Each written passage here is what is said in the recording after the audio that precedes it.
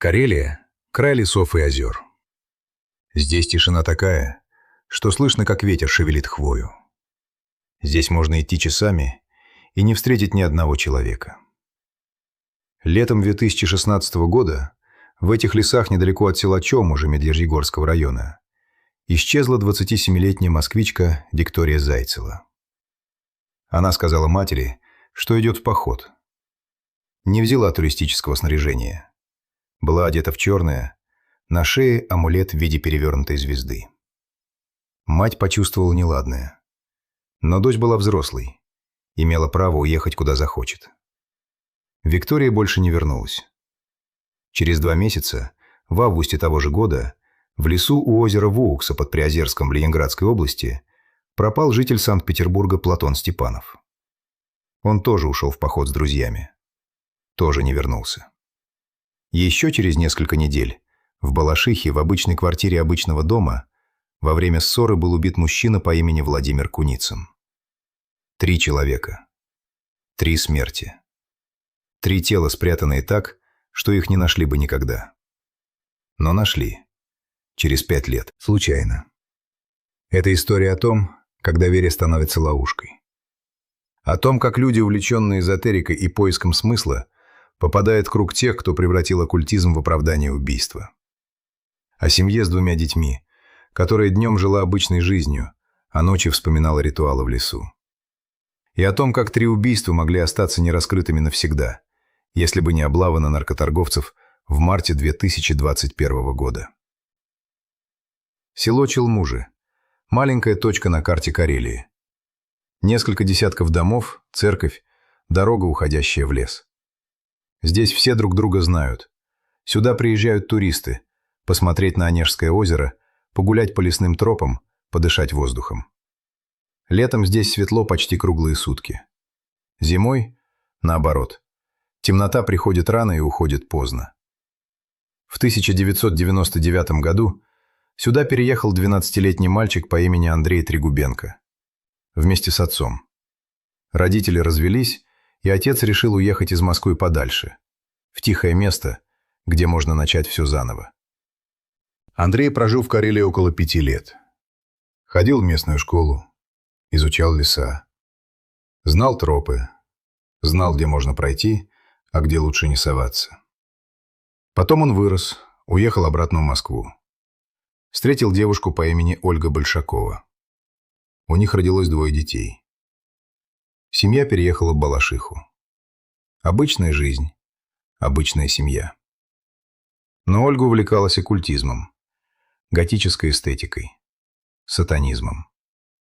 Она состояла в организации, которая называлась «Орден 9 углов», международной децентрализованной сети, основанной в 70-х годах в Великобритании.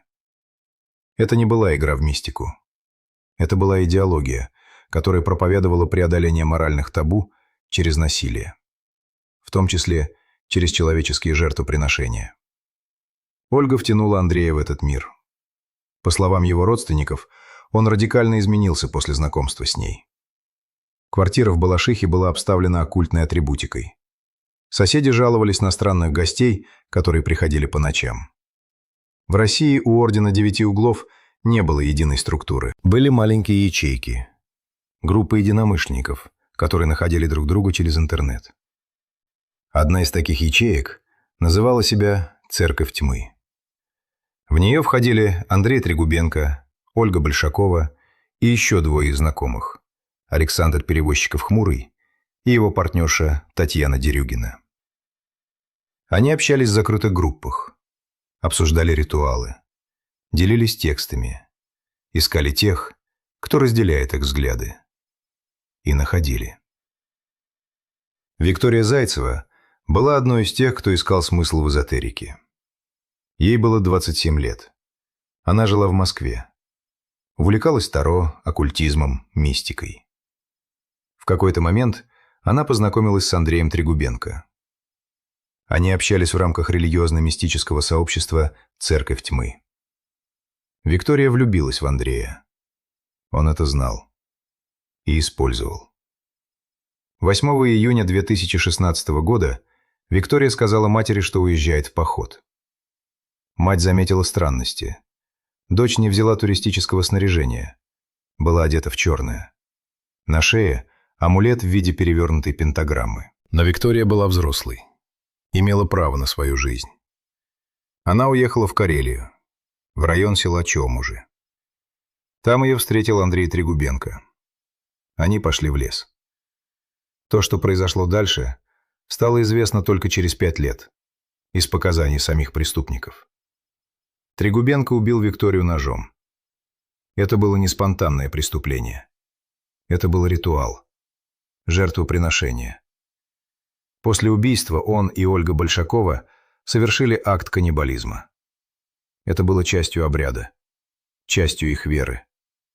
Тело Виктории спрятали в лесу, глубоко, так, чтобы никто не нашел.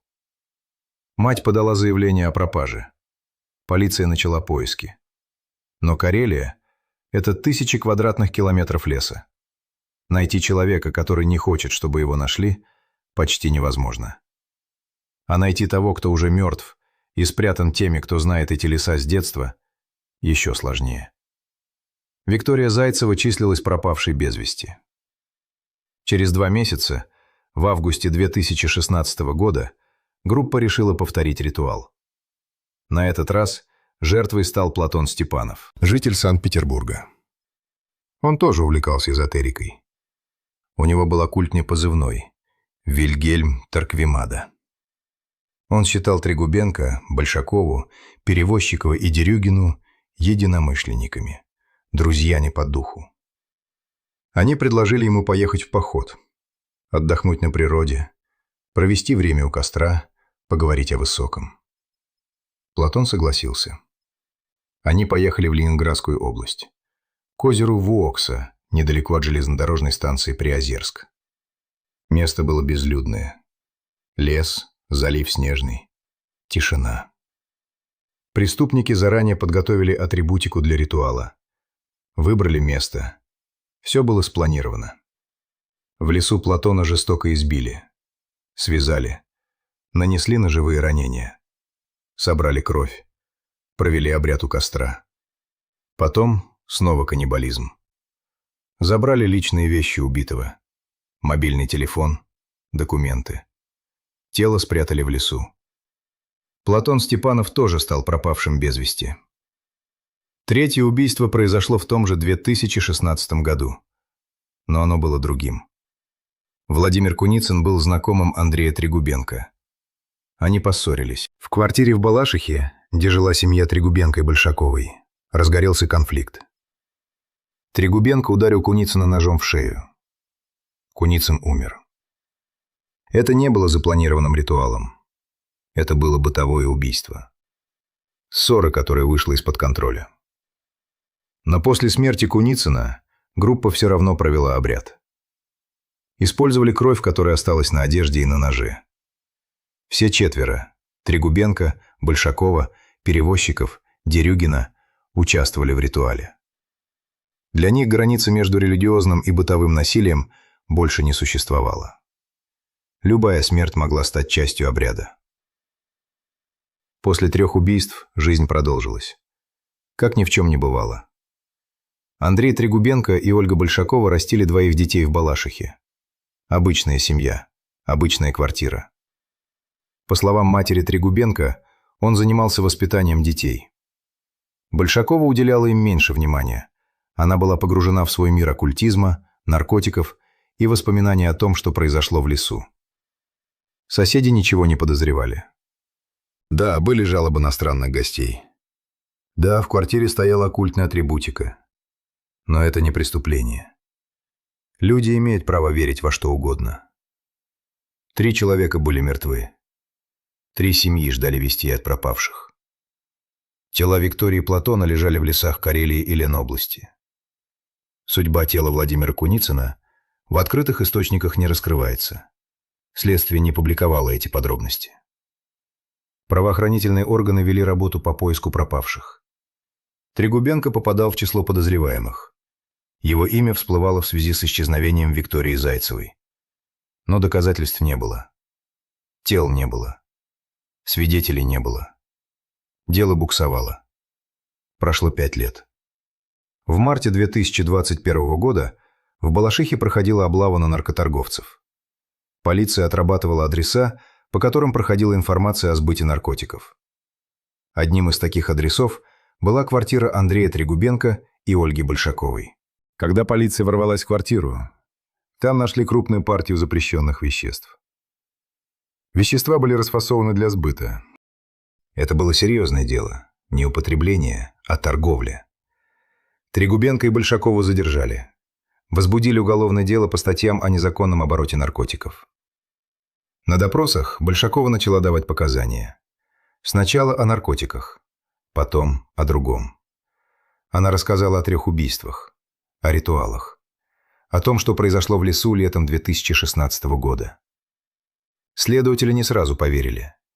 Это звучало как бред, как выдумка человека, который пытается отвлечь внимание от наркотиков. Но Большакова называла имена, даты, место, подробности, которые невозможно выдумать. Дело передали в Центральный аппарат Следственного комитета Российской Федерации. Полиция изучила переписки пары в социальных сетях, прослушала телефонные разговоры. Нашли упоминания о ритуалах, о жертвах, о крови. Большакова пошла на сделку со следствием. Она дала признательные показания против всех соучастников. Выдала перевозчикова Хмурова и Дерюгину. Рассказала, где спрятаны тела. В июле 2021 года, по показаниям обвиняемых, были найдены останки Виктории Зайцевой и Платона Степанова. В Карельском лесу, недалеко от Челмужей. В лесу, под Приозерском. Виктория Зайцева и Платон Степанов перестали быть пропавшими без вести. Они стали жертвами убийства. Андрей Андреевич Трегубенко родился 17 июня 1987 года в Москве. Вырос в законопослушной семье. У него была младшая сестра. Обычное детство. Обычная школа. В 12 лет родители развелись. Отец забрал Андрея и уехал в Карелию, в село Челмужи. Там мальчик прожил около 5 лет. Ходил в местную школу, изучал леса. Это знание потом пригодилось, когда нужно было спрятать тело так, чтобы его не нашли. Потом он вернулся в Москву. Встретил Ольгу Большакову. По словам сестры Трегубенко, Ольга употребляла наркотики с подросткового возраста. Она увлекалась оккультизмом, готической эстетикой, сатанизмом. Состояла в организации «Орден Девяти Углов», международной сети, которая проповедовала преодоление моральных табу через насилие. Ольга втянула Андрея в этот мир. Родственники говорили, что он радикально изменился после знакомства с ней. Стал замкнутым, перестал общаться с семьей. Погрузился в мир, где насилие было не преступлением, а частью духовной практики. У них родилось 2 детей. Семья жила в Балашихе. Квартира была обставлена оккультной атрибутикой: пентаграммы, свечи, книги по магии. Соседи жаловались на странных гостей, которые приходили по ночам. Но днем Трегубенко был обычным отцом. Занимался детьми, гулял с ними, кормил. По словам матери, он был хорошим отцом. Ночью он вспоминал, как убивал людей в лесу. Ольга Большакова. Женщина, которая стала идейным вдохновителем группы. Ее оккультный позывной – Варк. Она увлекалась сатанизмом, эзотерикой, готикой. Состояла в Ордене Девяти Углов, организации, которая считается одной из самых опасных оккультных сект в мире и признана экстремистской в ряде стран. Орден Девяти Углов был основан в 70-х годах в Великобритании. Это не была игра в мистику. Это была идеология, которая сочетала теистический сатанизм, эзотерический неонацизм, радикальный нигилизм и элементы неоязычества. Ключевая особенность – пропаганда преодоления моральных табу через насилие. Человеческие жертвоприношения рассматривались как часть магической практики. Деятельность организации осуждена международным сообществом. В России Орден Девяти Углов не был единой централизованной структурой. Это была сеть мелких ячеек. Группа единомышленников, которые находили друг друга через интернет. Одна из таких ячеек называла себя «Церковь тьмы». Большакова вербовала людей через интернет. искала тех, кто интересуется таро, эзотерикой, оккультизмом. Предлагала углубить знания. Приглашала в закрытые группы. Там обсуждали ритуалы, делились текстами, искали тех, кто готов пойти дальше слов. Виктория Зайцева и Платон Степанов были из тех, кто пошел. На допросах Трегубенко вел себя спокойно, признавался, рассказывал подробности, без эмоций. Речь шла не об убийствах, а о чем-то обыденном. Большакова тоже призналась, но она пошла дальше, дала показания против всех соучастников. Выдала Перевозчикова, Хмурого и Дерюгину, рассказала, где спрятаны тела, показала, как проходили ритуалы. Она пошла на сделку со следствием, в обмен на сотрудничество, смягчение приговора. Перевозчиков, Хмурый и Татьяна Дерюгина были задержаны позже. Они тоже признались, подтвердили показания Большаковой. Суд над Ольгой Большаковой прошел в сентябре 2023 года. Отдельно от остальных, потому что она пошла на сделку. Суд учел признание вины, раскаяние, активное сотрудничество со следствием и наличие 2 несовершеннолетних детей. Приговор – 14 лет лишения свободы. Суд над Андреем Трегубенко, Александром Перевозчиковым Хмурым и Татьяной Дерюгиной прошел 9 апреля 2024 года в Московском областном суде. Обвинения – ритуальные убийства, покушение на сбыт наркотиков, кражи. Приговор Трегубенко – пожизненное лишение свободы. Приговор Перевозчикову Хмурому – 15 лет лишения свободы. Приговор Дерюгиной – 13 лет лишения свободы. Родственники жертв присутствовали на суде. Мать Виктории Зайцевой ждала 5 лет, чтобы узнать правду. Когда она ее узнала, это не принесло облегчения, только боль. Почему это произошло? Можно говорить о психологии, о том, что Трегубенко попал под влияние Большаковой, о том, что она употребляла наркотики с подросткового возраста и втянула его в мир оккультизма. Можно говорить об идеологии, о том, что Орден Девяти Углов проповедует насилие как путь к духовному росту, о том, что для его последователей убийство не преступление, а ритуал. Можно говорить о том, что все 3 жертвы сами пришли к убийцам.